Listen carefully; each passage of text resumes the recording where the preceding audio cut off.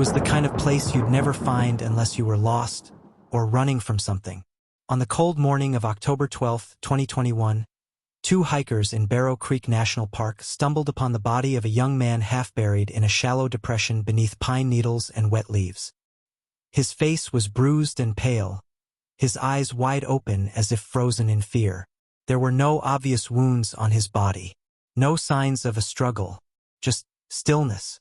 The only disturbing detail was the large pool of blood a few feet away from where he lay. But here's the thing, none of that blood belonged to him. The victim was later identified as 23-year-old Daniel Whitaker, a college student from a nearby town who had been reported missing 3 days earlier. He had no history of drug use, violence, or mental illness. Just an ordinary kid with good grades and a quiet life. Or so everyone thought. The autopsy was inconclusive. No stab wounds. No gunshots. No broken bones. Toxicology? Clean. It was almost like he just dropped dead in the middle of the woods. But forensic testing confirmed the blood at the scene belonged to an unidentified female, likely in her 20s. It had been spilled in large quantities, suggesting she had been seriously injured, maybe even fatally. Yet no other body was found, no drag marks, no signs of movement. It was like she bled out and vanished. As investigators dug into Daniel's final hours, they uncovered something odd. Cell tower data showed he made one last call at 2:14 a.m. the night he disappeared. The call only lasted 6 seconds. The number he dialed? It didn't exist. Detective Laura Reyes had seen her share of strange cases, but Daniel Whitaker's death was unlike anything she'd encountered. No body, no motive, no suspects, just a trail of cold silence. And that mysterious blood. She started digging deeper into Daniel's life. His friends described him as kind but withdrawn lately, like he was carrying a secret. His phone records showed unusual late-night texts to a contact saved only as L. Whoever L was, no one seemed to know. Determined, Laura tracked down the last known address linked to that number. A rundown apartment on the edge of town. The door was ajar when she arrived, the place dark and cluttered. Inside, on a small table, she found a blood-stained journal. Its pages were filled with frantic entries, scribbled thoughts, fears, and a chilling warning. She's watching. If anything happens to me, look for the girl with the scar. Suddenly, a faint noise echoed from the back room. Laura drew her gun and moved cautiously toward the sound. But before she could reach it, a shadow darted past the doorway. A woman, pale and trembling, with a long, jagged scar running down her left cheek. She whispered hoarsely, "You don't understand. Daniel wasn't the victim. Not really. It's her. She's still out there." Before Laura could ask more, the woman collapsed, bleeding profusely from a deep wound in her side. The blood poured onto the floor. Laura's heart raced as she realized. This was the same blood found at Daniel's crime scene. Then the power in the apartment cut out, plunging Laura into darkness. The apartment was pitch black. Detective Laura Reyes fumbled for her flashlight, her breath fogging in the cold air. The wounded woman with the scar, now unconscious, lay bleeding at her feet. Laura called for backup, but the signal was weak. She was on her own. When medics arrived minutes later, the woman had stabilized just enough to speak. Her name was Lena Hart, and she wasn't just some missing girl. She was Daniel Whitaker's ex-girlfriend, and she was supposed to be dead. "I went to see him," Lena said, her voice barely a whisper. "That night, he called me. He said he found something in the woods. Something bad." Lena confessed they'd gone hiking together a few years earlier and accidentally stumbled on a makeshift grave. A shallow pit filled with bones and a single necklace she remembered from a missing persons flyer. Daniel wanted to report it. She didn't.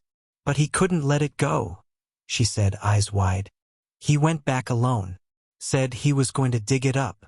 Investigators returned to the forest, this time following coordinates found scribbled in Daniel's journal. What they uncovered horrified even the most seasoned detectives.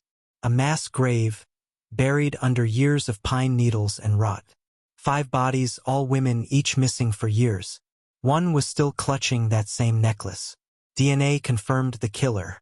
It was Lena Hart's father, Thomas Hart, a former park ranger who had quietly retired after a mental breakdown. No one had suspected him. No one knew what he'd done. But when Daniel unearthed the grave, Thomas must have been watching, waiting. Lena was attacked that night trying to stop her father from killing Daniel. She failed. Her blood was left behind, and in the chaos, she crawled away and disappeared, hiding ever since, fearing her father would come for her next. But here's the twist. As police moved to arrest Thomas Hart, they discovered he had already died. 3 days before Daniel was found. A stroke.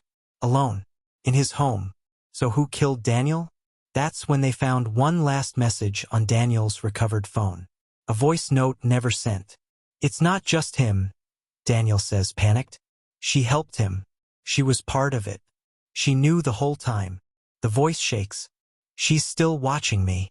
Lena Hart's condition stabilized enough for a full statement. Under sedation, she repeated the same words. "He found it. He dug it up. I told him not to." It looked like an open and shut case. Until Reyes uncovered something else.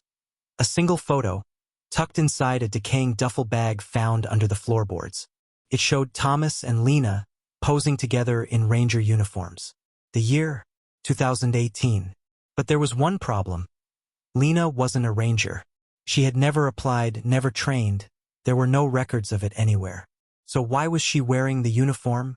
A deeper investigation revealed what Lena never told anyone. She had grown up in that forest. Thomas had been training her since she was a teenager. Not in forestry, but in silence, in disposal, in survival. Lena hadn't been trying to stop her father. She had been helping him. It was Daniel who finally realized the truth after finding the burial site. In a final act of desperation, he tried to lure Lena back to the woods that night, recording a voice memo before she arrived. "I know it was both of them. If I end up dead, it wasn't just him. She's been helping him cover it all up. For years." Lena stabbed him during the confrontation, but he managed to knock her unconscious before he collapsed. Thinking she was dead, she dragged herself away and disappeared, until the police found her bleeding out days later. When confronted, Lena didn't deny it.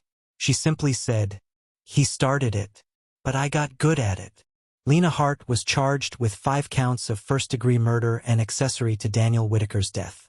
She pled not guilty and claimed every death was a mercy. But the most disturbing part came later, when the case went public and more families came forward, claiming their daughters vanished in Barrow Creek, long before the first confirmed victim. The search has since resumed.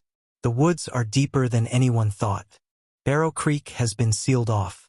New remains are still being recovered. To this day, no one knows exactly how many victims Thomas and Lena Hart claimed, or how long their secret was buried beneath the trees. But one thing is certain. Daniel Whitaker died trying to bring the truth to light. And in doing so, he uncovered a darkness far deeper than anyone ever imagined. Some say the forest still feels wrong, as if it remembers. And every so often, a hiker swears they see a figure watching from the tree line. A woman with a long scar and a cold, familiar smile.